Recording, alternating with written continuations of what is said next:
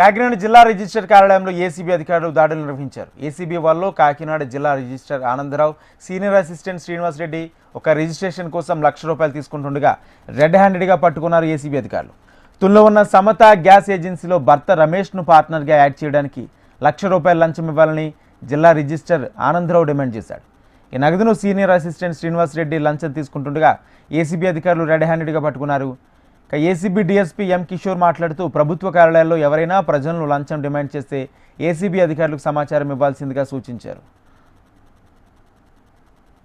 రాయి రమేష్ బాబు తుని టౌన్కు చెందిన వ్యక్తి యొక్క వైఫ్ గారికి హెచ్పి గ్యాస్ డీలర్షిప్ ఉంది, సమతా గ్యాస్ ఏజెన్సీ పేరుతో. ఆమె 2001 నుంచి ఆమె సోల్ ప్రొపరేటర్షిప్గా ఆమె నిర్వహిస్తున్నారు. ఆమె ఒక్కరే నిర్వహించలేకపోతున్నారు కాబట్టి ఆమె యొక్క హస్బెండ్ అయిన రమేష్ బాబు గారు కూడా అందులో పార్ట్నర్షిప్గా చేరాలనే ఉద్దేశంతో పార్ట్నర్షిప్ రాయించుకొని పార్ట్నర్షిప్ డీడ్ రిజిస్టర్ చేసుకోవడానికి డిస్ట్రిక్ట్ రిజిస్టర్ కాకినాడ గారిని అది సబ్మిట్ చేయడం జరిగింది. సబ్మిట్ చేసిన తర్వాత ఆ డిస్ట్రిక్ట్ రిజిస్టర్ కాకినాడ గారు దాన్ని రిజెక్ట్ చేయడం జరిగింది, ఒక ప్రాపర్ రీజన్ మెన్షన్ చేయకుండా.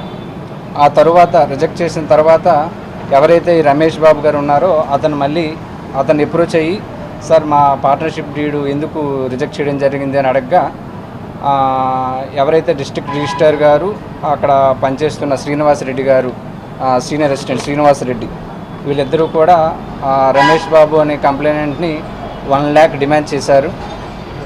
ఏదైతే 1 lakh డిమాండ్ చేశారో అది ఇవ్వడానికి ఇష్టం వల్ల రమేష్ బాబు గారు మమ్మల్ని అప్రోచ్ అయ్యారు. ఈరోజు మేము ఏదైతే ఈ డిస్ట్రిక్ట్ రిజిస్టర్లో ప్లాన్ చేసి